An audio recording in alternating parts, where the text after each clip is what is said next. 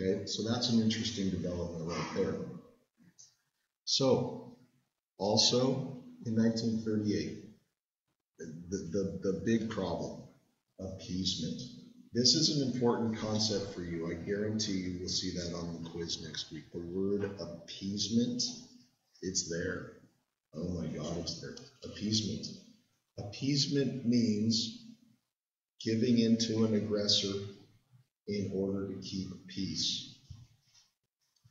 And in this thing called the Munich Agreement, which they depicted in the video on Monday,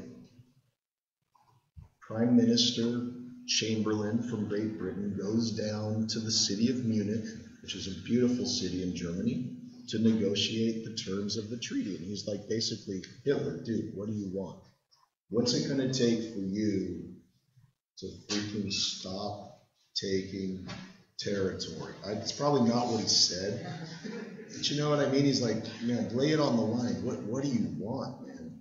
I mean, dude, this is not cool. And Hitler's like, I want the Sudetenland, which is an area of German-speaking people in Czechoslovakia. That's what I want. Give it to me, and it's all good. We're good. You're good. I'm good. Well, giving in, thinking that that's going to keep the peace, this is the attitude of the British. It's the attitude of the French who support the British. America, not involved with this decision. Now, appeasement. Does appeasement make the aggressor more aggressive? It can, especially in Hitler's case. Yeah, what is interesting here, and I'm just going to say this because this isn't in the book, but hey, what the heck. At Munich, when Hitler was negotiating this treaty with the Brits, in Hitler's diary, it actually says that he would have backed down if the British and the French would have actually said no. He would have actually backed down. Like he wouldn't have said, I want this territory. He would have said no. Okay, you feel that way? Okay, cool. I'm not going to take the Sudetenland. Would that have avoided World War II? I don't know. But that's the fun of it. You can speculate. It's alternative history.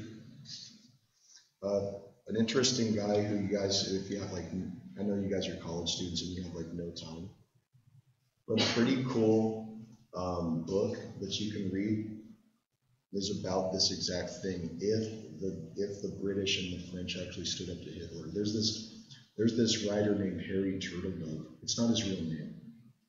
Harry Turtledove. He comes out with these books of alternative history, all kinds of crazy stuff that might have happened. Of course, me being a history nerd, I eat it up. You probably think it's boring as sin. But it is kind of interesting. But he takes it pretty much farther. So Hitler takes over not just the Sudetenland in 1938, but in 1939, after that, takes over the whole area of Czechoslovakia. And what's interesting here, too, is as Hitler expands his empire and his territory, you've got a huge political change in Europe. And Hitler and Joseph Stalin signed this very important thing called the Non-Aggression Pact. Now, a little about that. What Hitler and Stalin want to do is basically put it in writing that they won't attack each other over border states. Because does anyone know what nation Hitler wants to take over to Germany's immediate east? Poland, exactly. Okay, so he wants Poland. The Soviets, they want territory too. We call it Finland. Okay, and in a few seconds, I'm going to show you guys a map. Let me go ahead and do that to geographically kind of show you this. So this is what we've got by 1939. All the green nations are, of course, the Axis powers. The Soviet Union is over to the east. You can see Czechoslovakia. It looks like a big gallbladder right under Germany, or a small intestine, which is one of the two. Either way, it's kind of interesting. And you've got this going on. The Soviets want Finland. They want Estonia. They want Latvia, Lithuania, and the Germans want Poland. And the idea is that this non-aggression pact makes it so that they can attack those countries without any repercussions. And the idea is also that they won't attack each other. Because what if Hitler decides to go, and I'm sure Joseph Stalin was thinking this, he certainly doesn't want Hitler to invade the Soviet Union. Of course, signing a non-aggression pact is going to make it so that he wouldn't even think about it, right? Nah, we're cool. It's on paper. Yeah, we shook on it, you know, like that. And when that happens, that's a good thing. So anyways, you've got this in 1939. Now the video showed you what America was doing in the summer of 1939. What were they doing? They had like this cool carnival, the World's Fair, with all kinds of cool stuff for the future. This was when television was first introduced. Whoa, you know, it's like a box with magical video on it, kind of like your iPhone 6. And meanwhile, on September the 1st, 1939, the war begins. Look at the blood. Isn't that awesome? How did he do that? I don't know. But September the 1st, 1939, September the 1st was typically the day when American kids are starting school. Okay, so besides that, the Poles wake up to find that the green light has been given to the German military to go in and attack Poland, and Poland falls like a deck of cards. Hitler uses a new strategy called the Blitzkrieg, which is also known as lightning war. It involves using planes, as you can see. Those are called Stuka dive bombers. Why do I know this? I don't know. But what they do is they basically bomb the living heck out of everything. And they're special planes, like sound effects on. They're special planes because they can actually go perpendicular. Is that what it's called, mathematic people? Yeah. Okay. They can actually go almost straight down and pull up in time. Very specialized planes. Yes, sir. They also installed the air whistle in them, make it a little more terrifying than right here, like in the video. That's not a bomb, that's a plane. Okay, cool. I didn't know that part. That's cool. Thanks, Jacob. Yeah, so that would definitely terrify anybody, because I'd be terrified at the mere sight of a plane coming right at me. But bombing everything and then using these tanks, which the technology has improved since World War I. Now you can go almost 50 miles an hour with tanks. German Panzer tanks, Panzer means panther. Anyways, going in and basically mopping up. And actually there is video, no joke, no making this up, that the Poles actually fought back against the German army with guys on horseback. My money's on the tank. You know what I'm saying? No joke, actual video. You can check it on YouTube if you want. So the Germans didn't take long to get into Poland. The Poles didn't put much of a fight.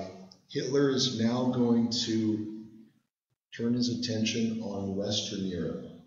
Now this is where it gets really hairy and really interesting, especially for our purposes of the United States. Hitler is then going to focus on Belgium. It's going to take a series of days to beat them. I mean, dude, Belgium is small.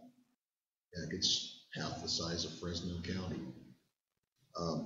It's going to take about 18 days or so to occupy Norway, basically, and then they're going to focus on France. To make a very, very long story short, it's going to take almost 6 weeks to destroy France. Not destroy France, but at least occupy it. And here you see some photos of Hitler marching through the streets of Paris. I can only imagine how terrifying that must have been for French people, because this is their this is the city of light. Has anybody ever been to Paris? You've been to Paris? Yeah. You know, I mean, my God, it's like, France is so awesome. It's just an awesome place to go. I mean, my God. Coffee, love, free healthcare. You know, just, it's a moment, you know. I can only imagine what it would have been like to see those German divisions march through. And, you know, as that guy, I think his face says it all.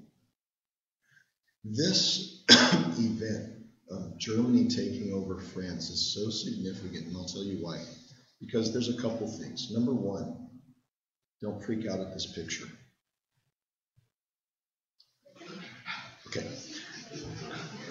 No, this is not a freakish genetic accident. This is Winston Churchill.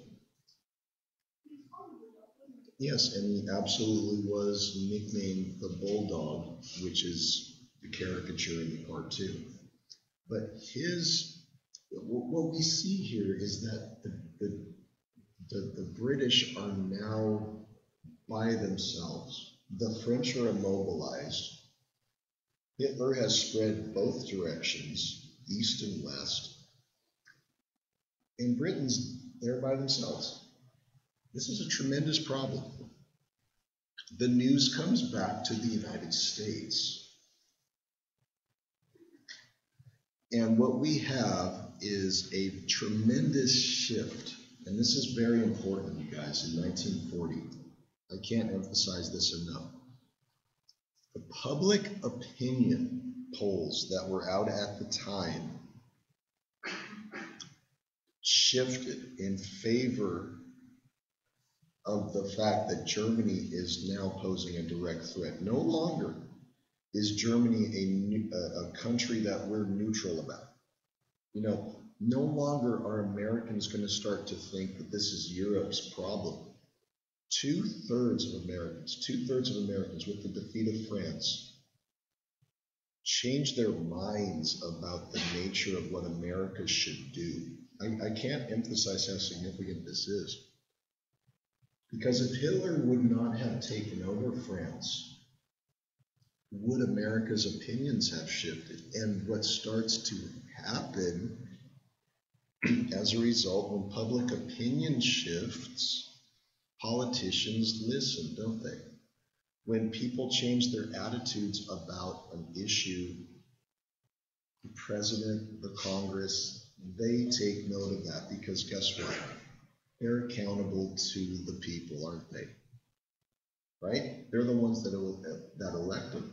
If two-thirds of your constituents, the people you represent, feel that Germany is a direct threat, you best be darn sure that when you campaign, that you speak to that and that you understand that. Again, this is the shifter right here, for Americans to actually feel that this war is closer to home than it used to be. I guarantee you, this is the one thing right there. Now, Congress responds with a very important bill. And I guarantee you, this is significant. The very first peacetime military draft in American history. It's called the Burke-Wadsworth Act, named after two senators. This authorizes the government to draft men starting at age 18 and going up to age 35 into the military to beef up our forces. Remember, our armed forces were about 200,000 at the time, at the beginning of World War II. Our senators, our president are thinking, that it is very